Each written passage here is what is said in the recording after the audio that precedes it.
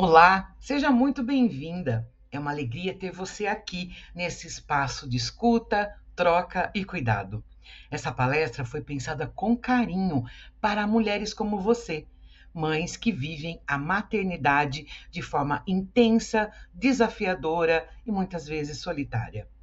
Se você é mãe de uma criança neurodivergente, já deve ter sentido na pele o quanto o mundo exige, mas pouco acolhe. O quanto você tenta dar conta de tudo e o quanto muitas vezes que não pode parar. Mas hoje esse momento é seu. Um espaço seguro para olhar para a sua saúde mental, para o que você sente e para o que você precisa. Vamos falar de sobrecarga, culpa, exaustão, mas também de caminhos possíveis.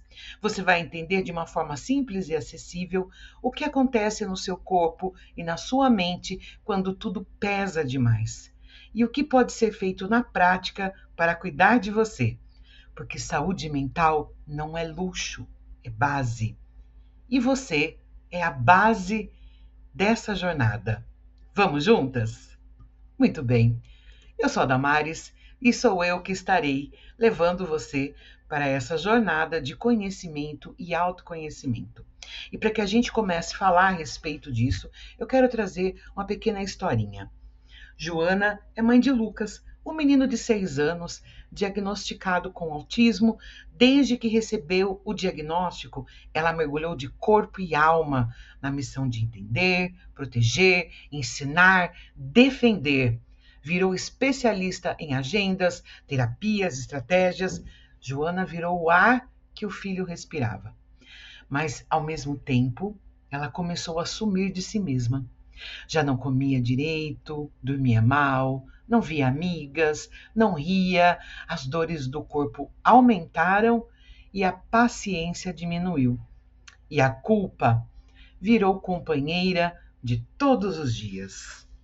Eu imagino que essa história tem muito a ver com você, que é uma mamãezinha típica, que lá atrás, quando descobriu, quando recebeu o diagnóstico, sentiu as primeiras dores de um luto forçado, por ter que, de certa forma, alterar essa visão, mudar essa visão de um filho idealizado, daquele filho que todos nós sonhamos, ele vai ser isso, ele vai fazer aquilo, de todas essas expectativas que a gente normalmente deposita, né, ao ter um filho, ao ter uma criança, aquele bebezinho lindo.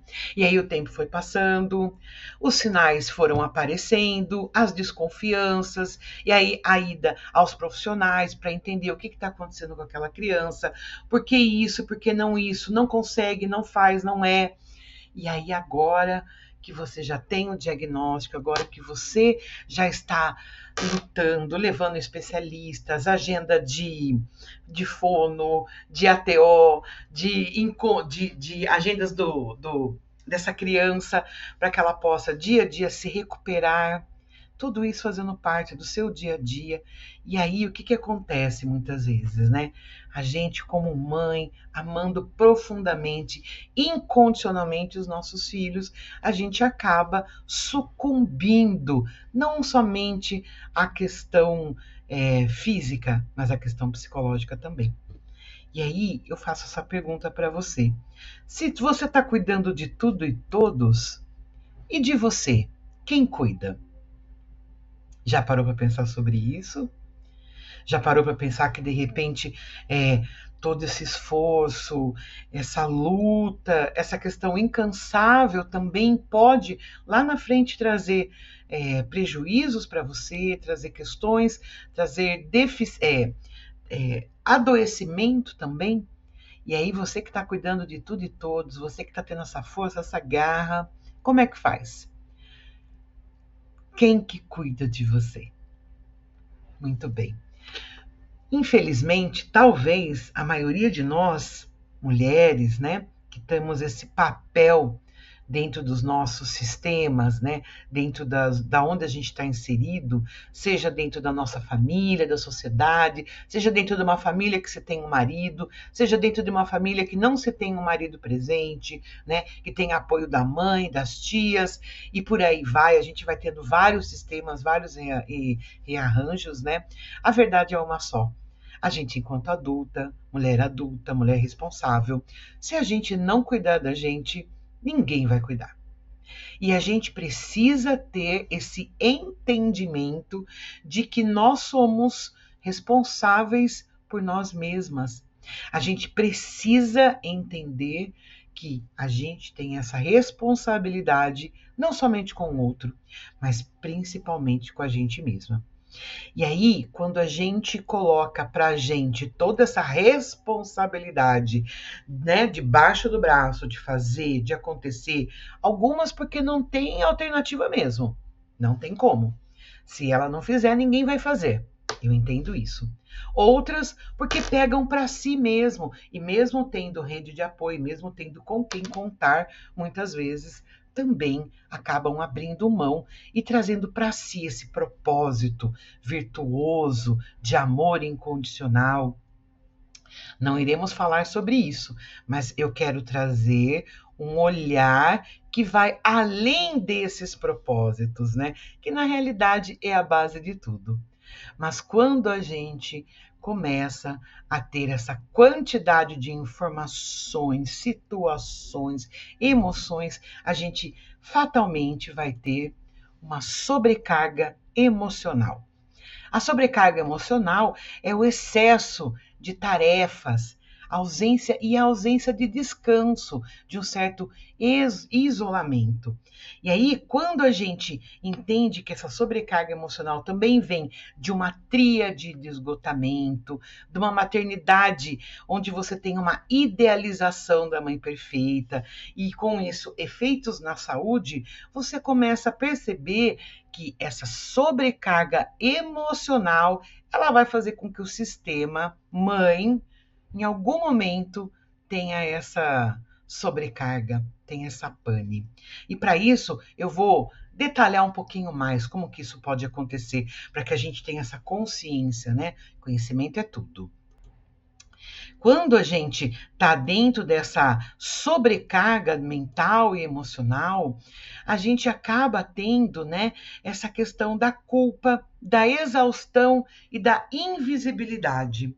É uma tríade do esgotamento. A culpa, porque as mães, a gente, enquanto mãe, eu vou me colocar nesse lugar, tá bom? Sente que nunca faz o suficiente. Eu sou mãe também, fui mãe muito cedo, com 18 anos de idade. Eu tive meu primeiro filho aos 19 e depois o outro aos 20 anos, né? Então, atualmente, eu sou uma mulher de 48 anos de idade que tenho filhos que vão fazer 30 e 29 anos de idade aí, dentro dessa faixa etária. Tenho netos já na idade dos 9 e 10 anos, eu fui 8 anos, na realidade, que eu fui avó com 40 anos, né? O meu neto mais velho vai fazer 9. Então, eu tive também não fui uma mãezinha típica, mas eu também tive desafios da maternidade com 2 crianças pequenas, com 18 anos, né? A maternidade ela sempre será um desafio e ainda mais dentro dessa questão neurodivergente triplica, quadriplica os desafios. Então, a gente naturalmente já sente uma culpa, né, como mulher. Então, imagina sendo mãe, uma mãe atípica. Então, a gente sempre acha que nunca está fazendo o suficiente, porque a gente espera resultados com as nossas ações. E muitas vezes os resultados não vêm no nosso tempo. Exaustão, porque estamos sempre dando tudo da gente, nosso corpo, nosso tempo, nossa energia, tudo, tudo, tudo, tudo. E a invisibilidade, porque muitas vezes ninguém vê a mulher por trás da função mãe. Isso é uma coisa interessante que a gente tem que falar, que é essa relação das funções, né? Até então, quando a gente não tinha casado, não tinha tido filho ainda, a gente estava numa função de filha, não é verdade? Tínhamos nossa mãe, então a gente tem a função de filha, a função de sobrinha, a gente vai ter a função de colega, de amiga, de estudante. Em cada posição que a gente estiver na sociedade, a gente vai ter uma função. E a mulher, ela tem muitas funções, entre elas a função mãe. Porém, quando a gente está dentro dessa situação como mãe, né, com filhos pequenos, nem a gente mesmo lembra da nossa questão mulher, muitas vezes. A gente fica ali tão dedicada, né, tão aprofundada naquilo, naquele papel de mãe, que a gente acaba sendo mãe de tudo e todos ao mesmo tempo, né? Quem nunca, né? Sendo mãe de criança pequena, já esteve num lugar que de repente você escuta um grito de uma criança, mãe! Todas as mães acabam olhando, né? Porque uma vez mãe, sempre mãe. E é isso que a gente tem que tomar esse cuidado. Por quê? Uma vez que a gente encarna muito esse papel, fica muito somente dentro do papel de mãe, inclusive com as outras pessoas, com o nosso marido, com os nossos amigos, né? As pessoas acabam esquecendo, né? Ou não enxergando mesmo a nossa questão como mulher por trás da função de mãe, porque nós temos necessidades enquanto mulher. Nós temos necessidades no papel de mãe, na função de mãe, e também necessidades na função de mulher. E aí, muitas vezes, a gente não olha, né, para esse lado, em detrimento das necessidades dos nossos filhos, que naquele momento são muito maiores do que a nossa. Perfeito? E nessa questão de culpa, exaustão e invisibilidade, a gente vai ter aqui uma tríade do esgotamento. Outra coisa que vai contribuindo para essa sobrecarga emocional é que a sociedade, de maneira geral, e é uma cultura que nós temos uma idealização da mãe perfeita. Então, a gente entende que mãe é aquela pessoa compreensível, maravilhosa, amorosa, gentil, que o tempo todo está ali para nos acolher, aconselhar e ter aquele colo absoluto e maravilhoso. E aí, mãe nunca erra, a mãe nunca se cansa, ela sempre dá conta de tudo, ela está sempre com um sorriso no rosto. E essa é uma mãe idealizada. Todos nós temos dentro da gente essa mãe idealizada, tanto que julgamos a nossa mãe por isso também. E aí, por nós julgarmos também a nossa mãe nas nossas questões falhas, né? Nas falhas dela, ai, não fez isso para mim, não foi isso comigo, não me deu, não fez, não pensou, não me acolheu. A gente também tem muitas reclamações. A gente acaba achando que para que a gente seja essa mãe maravilhosa também que um dia a gente idealizou, né? A gente acha que a gente tem que ser uma mãe perfeita para os nossos filhos. Só que se a maternidade normal, né, sem você ser uma mãezinha típica, já é difícil, porque criança dá trabalho, criança precisa realmente desse tempo, dessa paciência, dessa construção constante de relacionamento, conexão, disciplina. Imagina a maternidade atípica. Ela vem com desafios muito maiores. Por quê? Crises sensoriais, essas crianças têm crises, têm questões. Aí você vai estar num lugar público, você vai ter julgamentos externos, você vai ter uma questão da exclusão social e burocracias imensas. Então, aquela dor que já existia normalmente, né, por achar que a gente tem que ser uma mãe perfeita, quando você tem uma criança atípica, ela aumenta ainda mais essa dor, essa distância, né, entre o que acho que tem que ser enquanto mãe e aquilo que dá para ser. Muitas vezes a gente é aquilo que dá para ser, porque muitas vezes essas questões atípicas, essas questões dessas crianças também vêm mexer com as nossas questões emocionais. E isso tem que ser olhado. Quantas de vocês já estão fazendo terapia, estão fazendo realmente o processo de psicoterapia junto com essa criança, né? Levando essa criança em várias atividades, trabalhando, mas você também trabalhando, suas questões.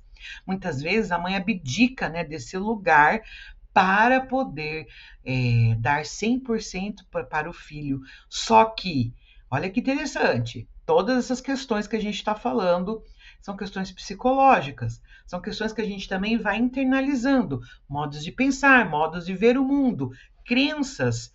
E aí a gente vai tendo esses efeitos na sobrecarga emocional. Outra coisa também, né, que tem efeitos na saúde mental é a ansiedade constante.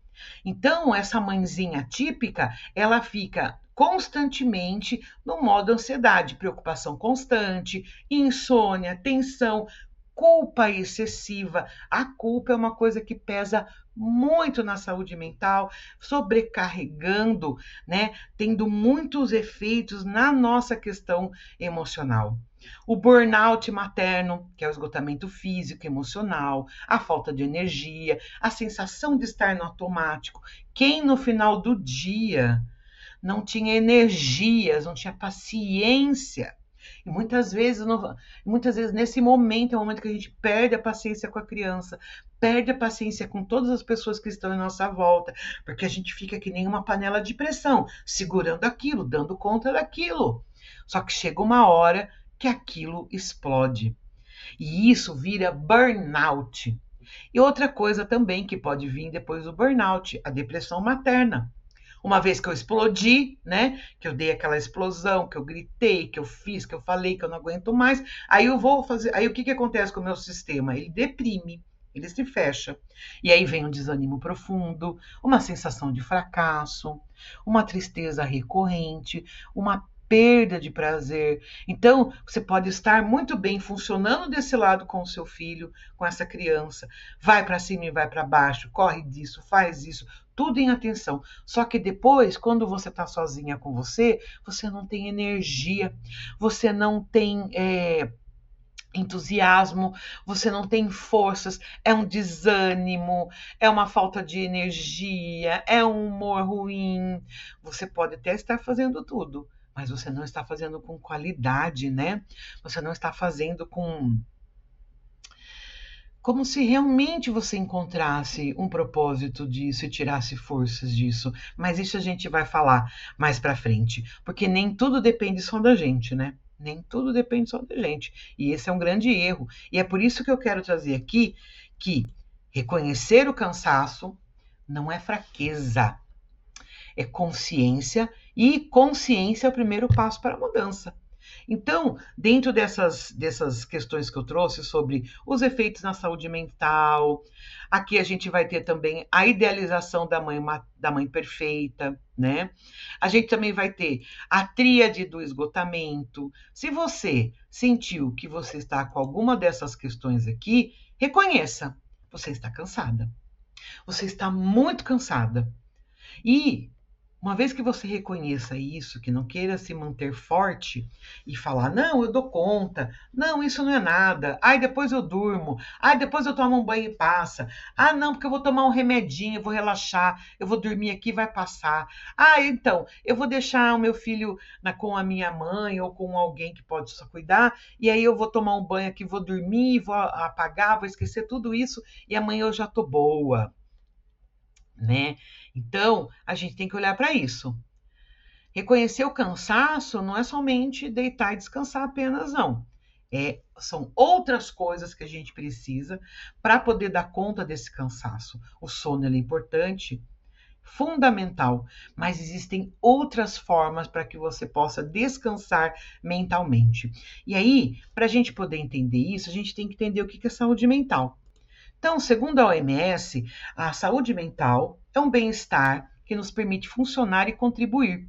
Ela é moldada por fatores biológicos, psicológicos e sociais, biopsicossocial, indo além do individual e dependendo também do ambiente, apoio e condições de vida. Então, a saúde mental, ela necessita de uma estrutura para que ela possa existir. Porque nós somos seres biopsicossocial.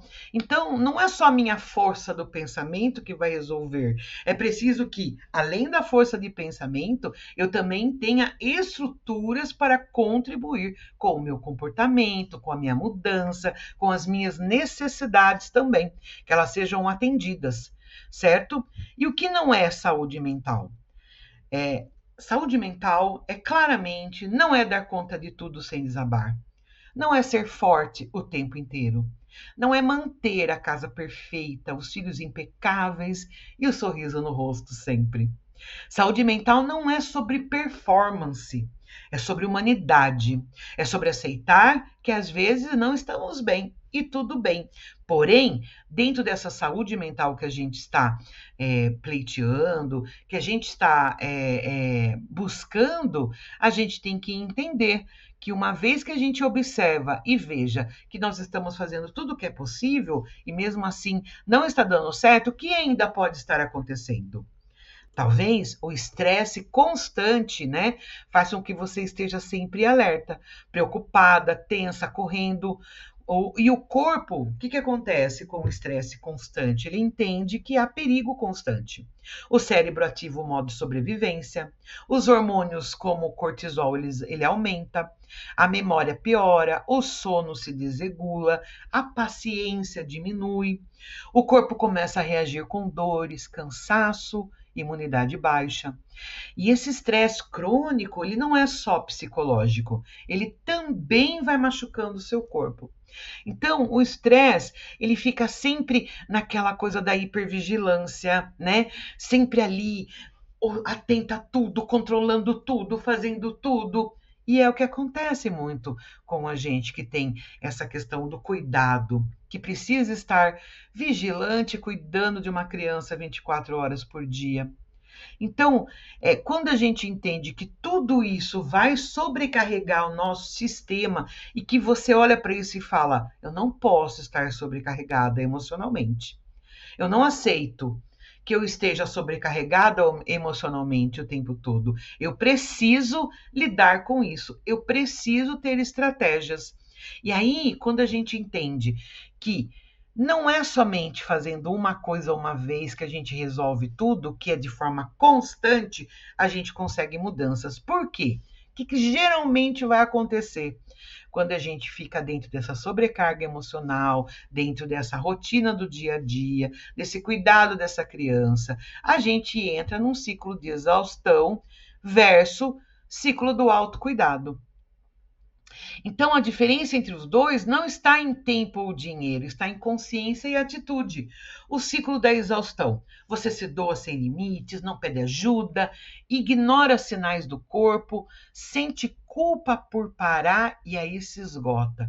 Sabe aquele momento que você pega, você se tranca no quarto, você foge, você se isola, você vai, você dorme, às vezes dá aquele apagão. Parece até, inclusive, que você está meio bipolar, altos e baixos, que um dia você está com a produtividade em cima, no outro você está acabada. E você fala, nossa, o que está acontecendo comigo? É porque você está no ciclo da exaustão. Faz, até não aguentar mais. E aí, muitas vezes, o corpo fica doente, uma trava a coluna, uma gripe, alguma coisa vem, e aí você derruba. O corpo derruba você. Então, você faz, até você se exaurir. E aí, o que acontece? Quando você fica nesse ciclo da exaustão, você não tem estratégias de enfrentamento desse momento. E é muito importante que você desenvolva essas estratégias, tá? Que seriam essas estratégias? O ciclo do autocuidado. Você aprende a se escutar, coloca pequenas pausas na sua rotina, reconhece que precisa de apoio e aí se fortalece. E aí, muitas vezes, a gente fica tão envolta nesse labirinto mental dessas questões que estão acontecendo. Então, é médico, é criança, é almoço, é casa, é rotina. São demandas que você tem, que são totalmente justificáveis, mas que muitas vezes a gente quer manter as coisas de uma forma impecável, aquela coisa perfeita, maravilhosa. Não para a gente, muitas vezes. A gente às vezes faz para os outros verem o quanto a gente é maravilhosa, o quanto a gente dá conta, né? E aí fica esperando esse reconhecimento do outro que não vem.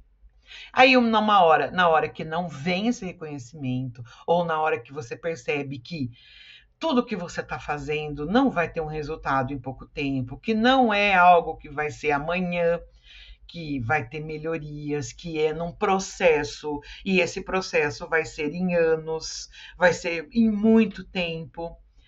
Você começa a entrar em burnout, porque é isso que vai acontecer. Então, vamos aqui aproveitar esse conhecimento que talvez você, como mãe atípica, você já até tenha isso, porque você vai buscar muitas informações, porque você vai realmente buscar informações, terapias, né, complementos, tudo que for preciso. Mas às vezes a gente enche a nossa cabeça de informação, fica com cabeção aqui, com muita informação, e isso acaba exaurindo as nossas forças, porque existe aquilo que deveria ser, que é a teoria, que é aquilo que, nossa, o modelo ideal, o modelo perfeito, de tudo, e existe aquilo que é. E a gente tem que lidar na nossa vida com aquilo que a gente tem e com aquilo que a gente é. E dentro daquilo que a gente tem e do que aquilo que a gente é, das nossas possibilidades, das nossas realidades, a gente precisa sim estruturar um ciclo de autocuidado. Esse ciclo do autocuidado, onde você aprende a se escutar, é muito importante. Por quê? Autocuidado não é só spa e meditação.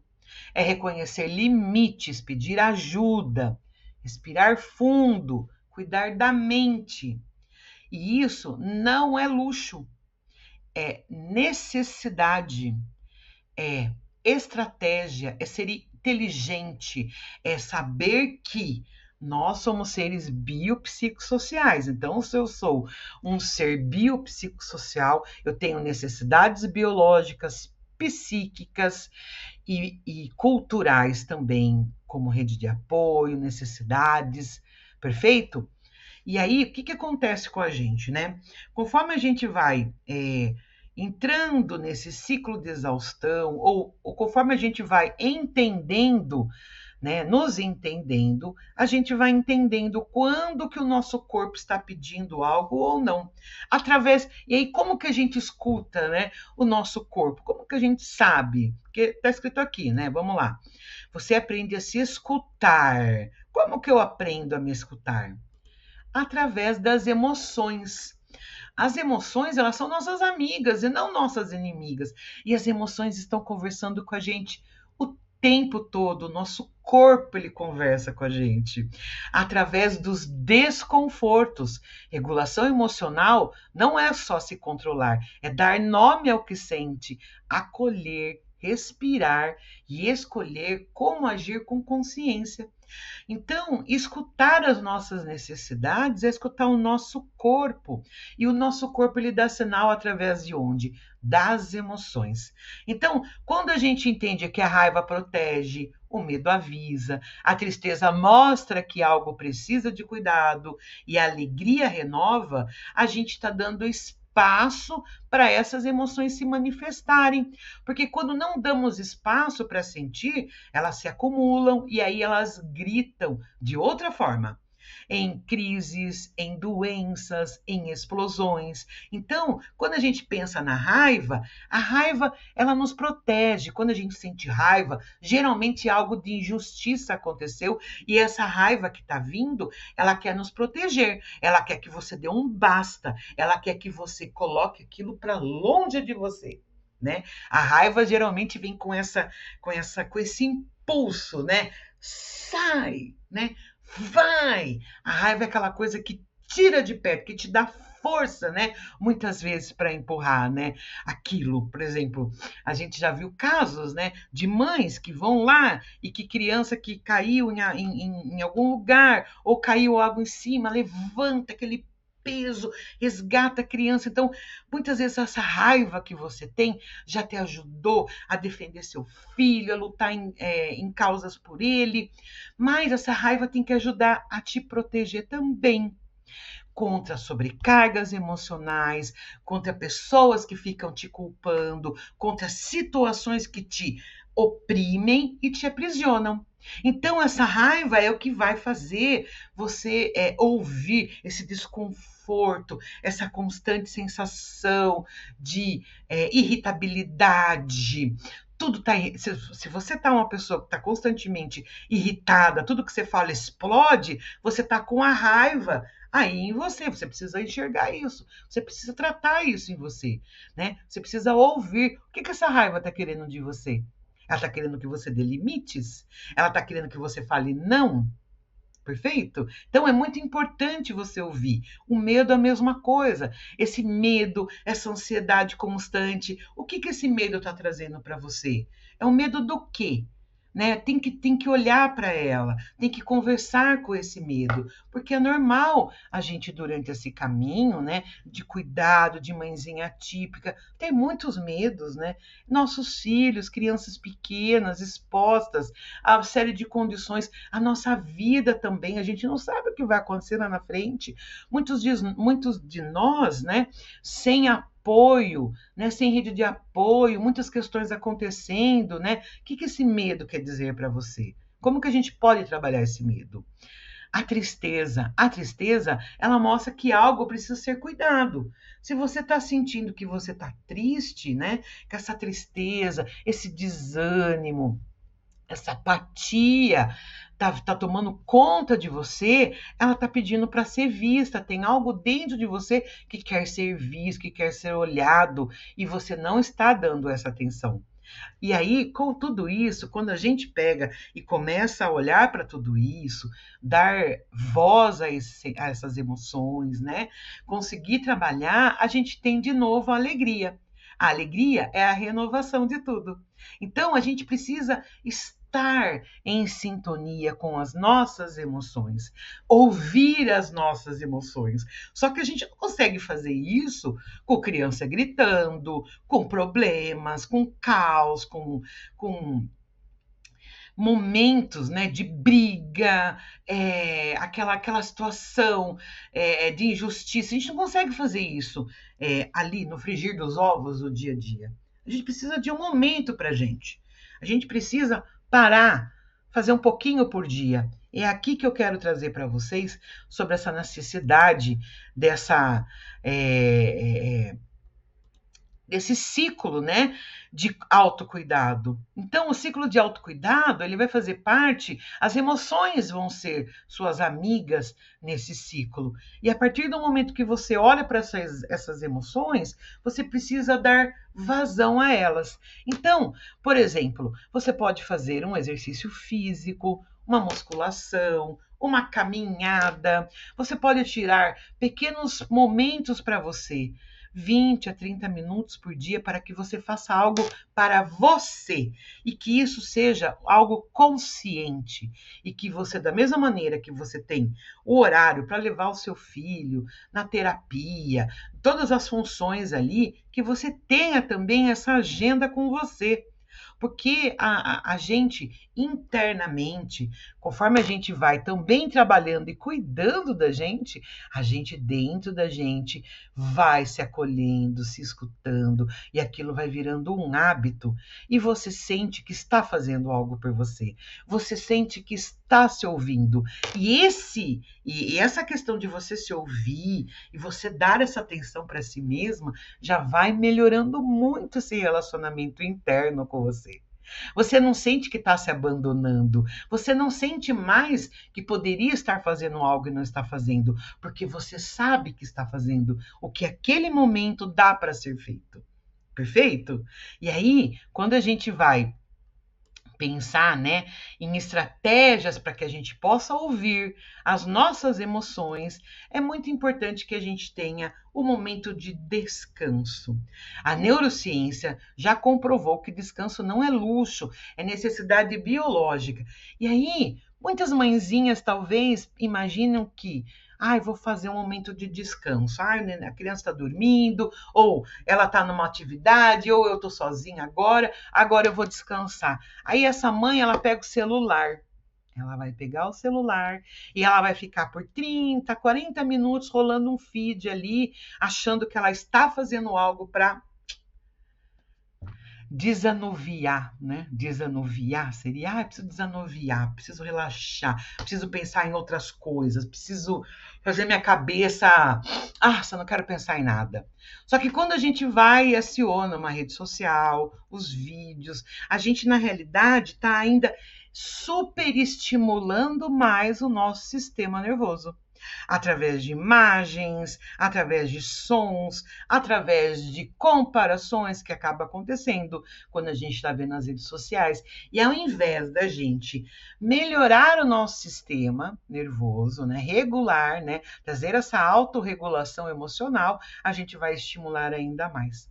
Por isso que eu quero te falar que quando você pega um celular para ficar rolando um feed, aleatoriamente, com a desculpa de que você está relaxando, você não está relaxando, porque o seu cérebro não enxerga desse jeito. E a gente precisa ser inteligente. A gente precisa ter conhecimento, a gente precisa ter essa psicoeducação para que a gente entenda que, para que a gente libere o nosso cérebro, né? A gente limpe, né? A gente desobstrua, né? É necessário que você tenha momentos de silêncio e de relaxamento. Aquele momento com você. Então, o que acontece para que você possa se escutar? Uma das técnicas melhores que tem de você poder trazer esse autoconhecimento, esse relaxamento. Eu vou chamar de F5, eu adoro F5, que é aquela teclinha do computador, que quando você dá um F5, ele atualiza, dá um refresh, né? Trazer esse F5 seria através da atenção plena, que a gente pode entender como mindfulness ou meditação. Porque o cérebro ele precisa de pausas para processar essas informações.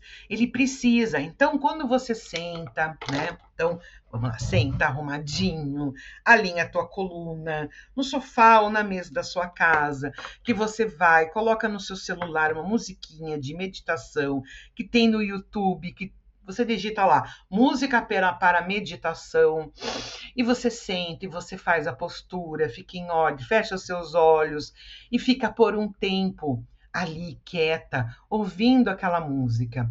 Meditar não significa que pensamentos não podem aparecer, que você não pode pensar em nada.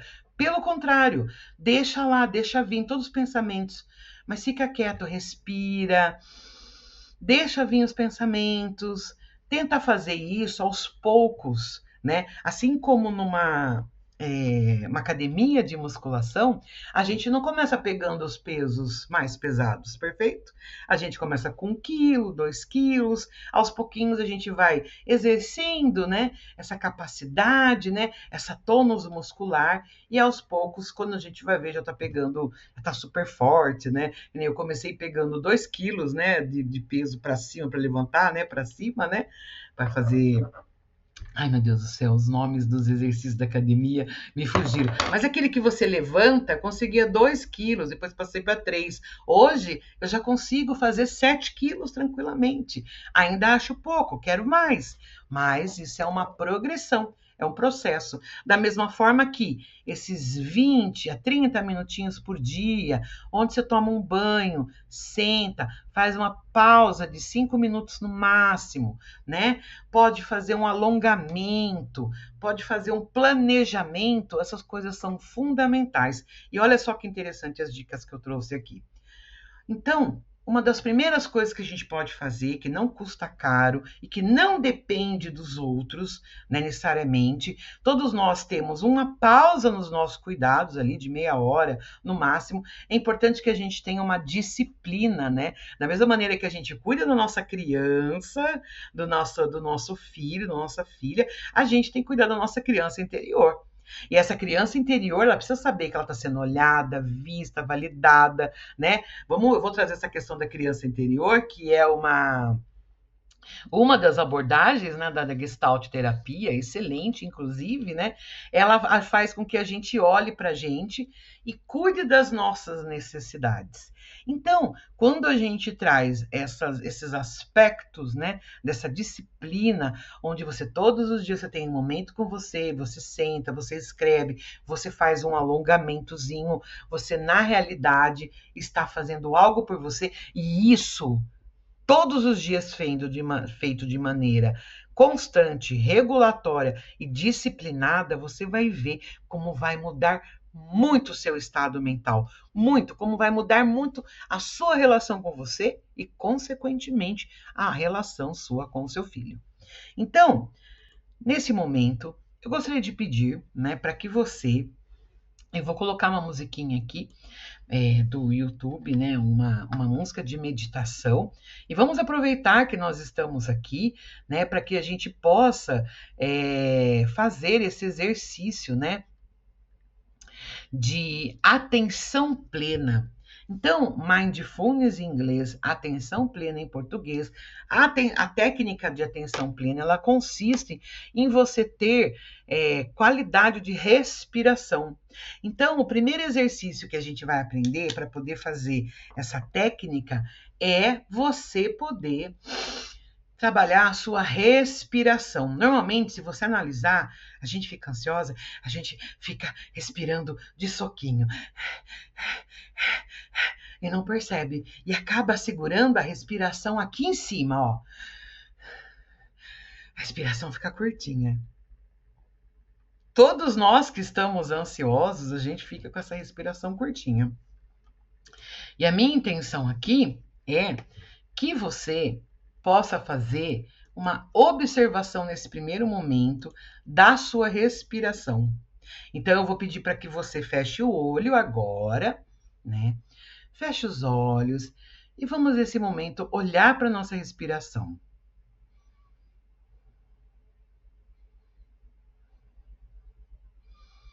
Olha como ela tá curtinha, ó. Por isso, eu vou pedir para que você alongue essa respiração. A gente vai fazer a inspiração 1, 2, 3, 4. Segura 1, 2, 3, 4 e solta em 1, 2, 3, 4. Perfeito? Então vamos lá. Vamos respirar. Segurar e soltar.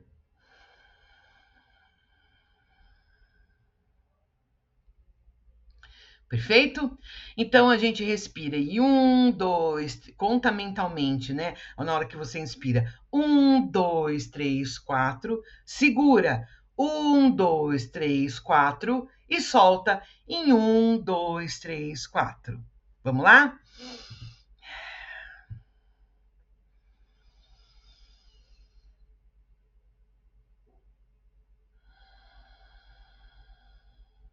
É isso. Quando a gente põe o foco na respiração, que a gente fica preocupado com esse 1, 2, 3, 4, 1, 2, e mentalmente a gente fica isso, conforme o tempo vai passando, a gente para de contar, mas a gente vai focando nossa atenção na respiração. Por isso que a gente chama de atenção plena, porque a atenção está focada na respiração. E se eu estou focado na respiração, então significa que eu estou no momento presente. A atenção plena é uma capacidade que a gente tem de ter atenção ao presente, aonde a gente está, nesse momento, nesse lugar. Por quê? Porque quando a gente está fazendo muita coisa ao mesmo tempo, é criança, é almoço, é dirigir, é isso, é aquilo, a nossa atenção ela não está plena e focada. E muitas vezes a gente também nem está lá. A nossa cabeça pode estar no passado, pode estar no futuro, em preocupações, certo? Então, toda vez que eu trago a minha cabeça para o presente, foco a atenção na minha respiração, essa respiração muitas vezes vai trazer uma tonturinha. Olha que interessante, né? A gente fica tão sem respirar que quando o cérebro recebe uma oxigenação over, né, maior do que ele está acostumado, dá até um baratinho assim na gente. E esse baratinho da respiração é o que vai acalmando nosso coração, nossos pensamentos, e isso é fundamental. Então, ao colocar essa musiquinha, que eu realmente estou tentando colocar aqui, mas não está dando certo. Eu acho que a minha internet ela não está tão boa assim. Eu vou deixar para que você coloque, né, aí que você faça esse exercício, né, dentro do seu tempo, dentro do seu momento, né, e faça essa respiração 4, inspire em 4, segura o 4, solta em 4. Perfeito? Então essa é uma técnica de atenção plena muito simples que você pode fazer aí no máximo em 5 minutinhos, um tempinho que você puder. Perfeito? A outra coisa fundamental é o alongamento. Ai, que delícia poder alongar, né? Aquela espreguiçada. Olha, vai tudo quebrando, né? Vai tudo deixando creque, creque, creque, creque, creque. Ela é fundamental. Nós, no dia a dia, com as emoções dentro da gente, com as situações, com as questões da vida, a gente meio que vai se armando, né? Então a gente fica tensa, com os ombros, né? Aqui rígidos, com todas as questões, dependendo da forma que você tem a sua postura, né? Às vezes senta, dá dor na coluna, tem que carregar a criança pequena muitas vezes. A criança não é tão pequena, mas ela pesa e pega no colo, ou a criança bate, ou tem que ter muita força para segurar essa criança, né? Dependendo do grau de suporte que ela é. Então, é uma demanda física. Se você faz exercícios físicos, se você já faz uma academia, parabéns, você entende a necessidade do alongamento. Agora, se você está aí toda crocante, né? Toda, vamos dizer, tensa, né? Tensionada, engatilhada, o alongamento ele é fundamental. E você pode começar esse alongamento, né? Alongando, fazendo espreguiçando. Você vai ficar em pé, você vai tentar tocar a sua mão na pontinha do dedão, vai tentar alongar dos lados, abrir as pernas. Existe também no YouTube vídeos onde você tem profissionais que ajudam você a fazer um alongamento. Coloca lá, alongamento na prática, que vai vir videozinhos, e aí você escolhe o videozinho que você mais gosta e também faz isso. Aprenda a se alongar. Começa você também a entender o que faz bem para o teu corpo. Poxa vida, você é muito inteligente. Você foi atrás de conhecimento para o seu filho, já está uma expert em tudo relacionado ao TEA. Tenho certeza que se você também procurar sobre alongamento, sobre atenção plena, que seria o Mindfulness, você também vai virar especialista nisso.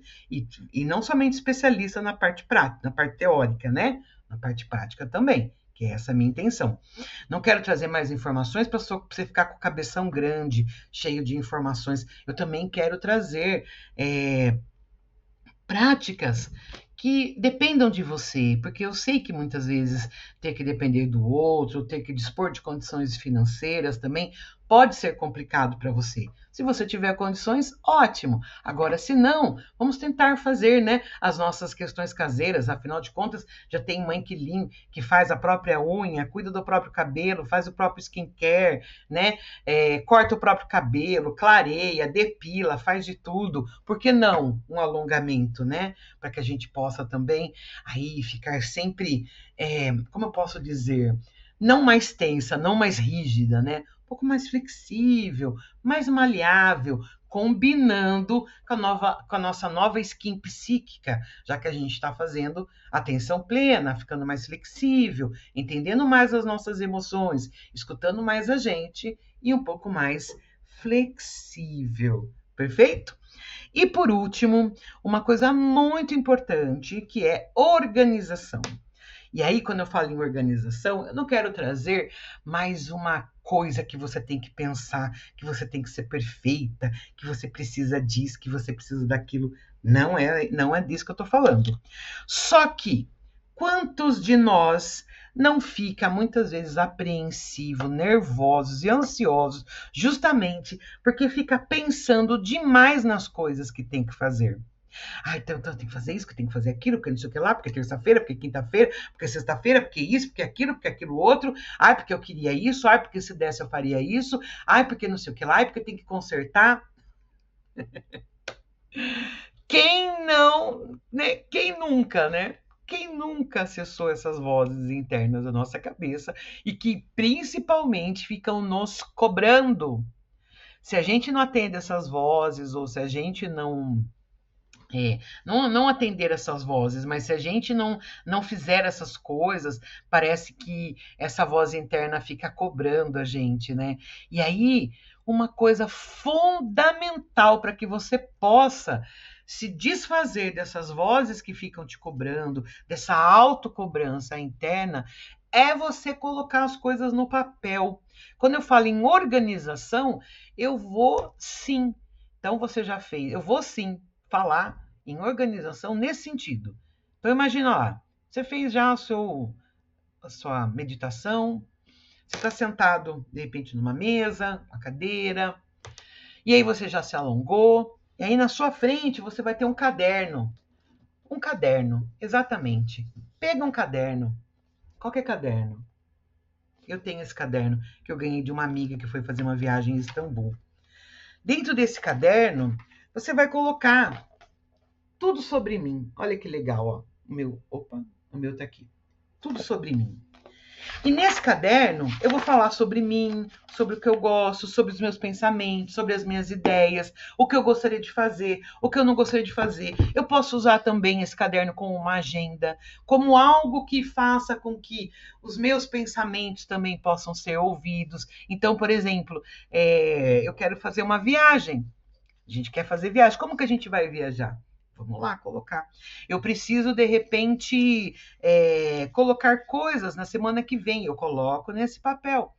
Tudo que tiver nessa cabeça, que fica aqui pipocando, ele precisa ser transcrito num papel, porque é exatamente a falta dessa organização, desses pensamentos, dessas estruturas que você fica sobrecarregada muitas vezes psiquicamente.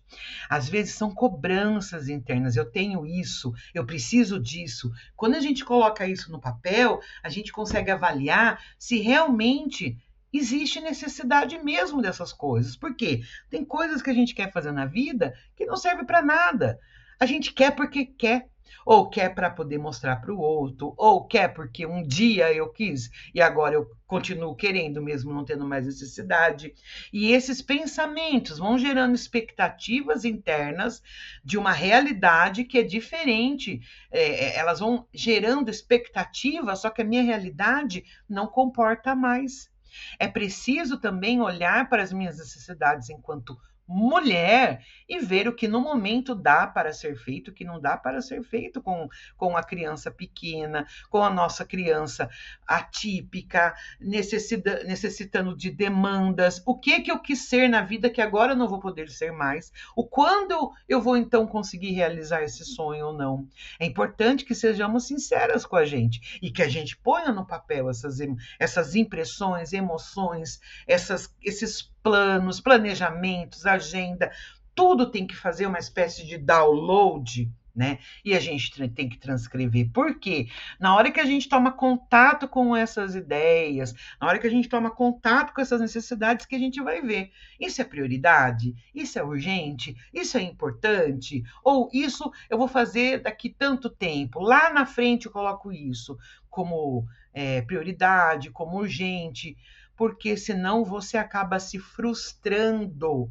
E essa frustração vai fazer com que o seu esgotamento mental piore e que você entre num burnout.